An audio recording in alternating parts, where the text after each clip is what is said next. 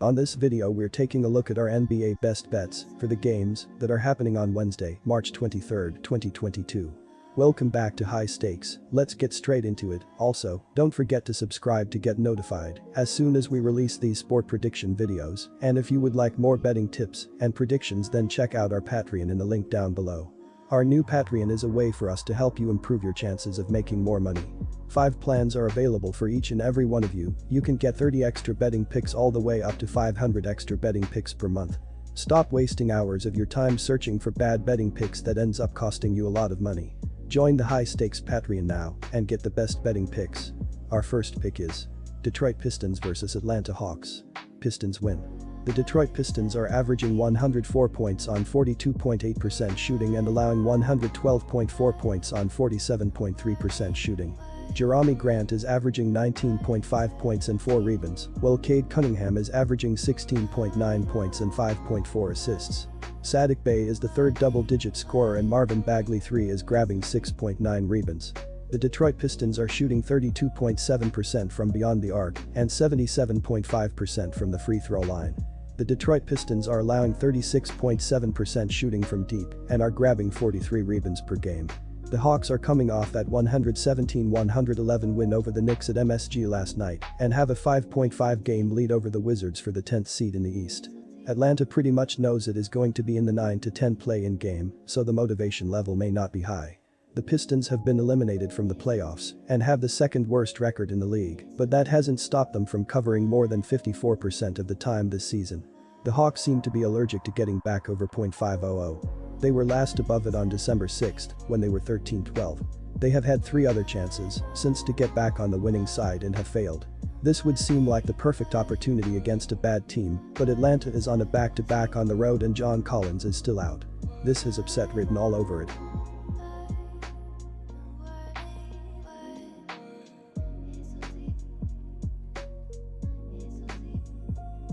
Charlotte Hornets vs New York Knicks. Hornets -7. And here is why.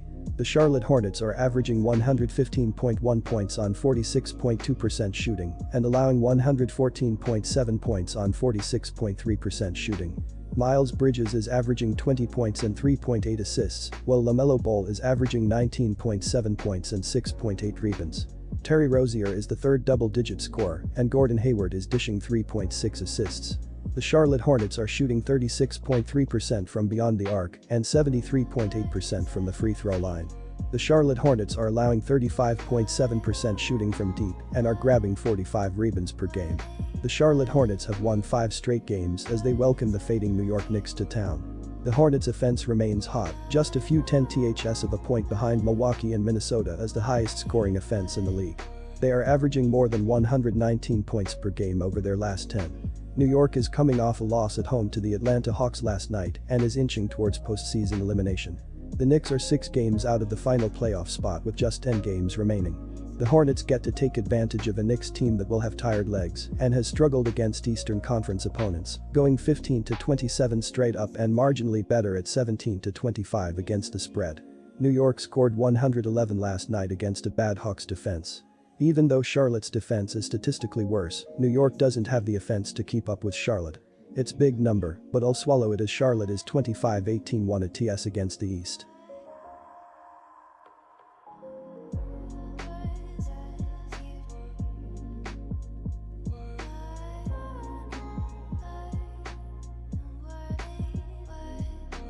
Los Angeles Lakers vs Philadelphia 76ers. 76ers -9.5 points. And here is why. The Los Angeles Lakers have been in poor form as they've lost 10 of their last 14 games overall, but they will be hoping to build some momentum here after taking down the Cavaliers in a 131-120 road win on Monday. LeBron James led the team with a triple-double of 38 points, with 11 rebounds and 12 assists. Russell Westbrook and DJ Augustin each scored 20 points, while Austin Reeves chipped in with 11 points and 6 assists.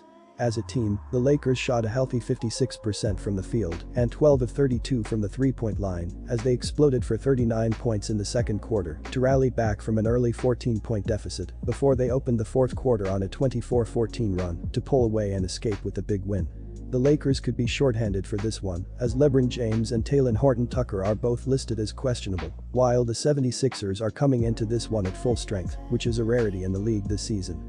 The 76ers are clearly the team in better shape, and they will be full of confidence after taking down the Heat in a statement win on Monday, so I'll stick with them to take down the slumping Lakers, who could be missing their best player in this one. It was a dream scenario for the 76ers in their last game, as they beat the Heat 113-106, while resting both Joel Embiid and James Harden. Both of them are expected back in the lineup tonight, so we will see an improved team on both ends of the court.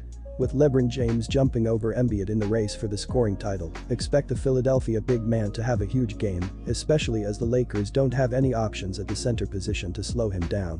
Philly is 10-4 in its last 14 games, and although LA is showing signs of life with 2 wins in its last 3, nothing suggests that this team is really turning things around. The Sixers' main focus will be on containing LeBron James, because he is basically a one-man show these days. Expect Matisse Thybulle, Tobias Harris, and Danny Green to take turns defending him, and those guys are capable. Don't be surprised if Philadelphia wins this one by double digits.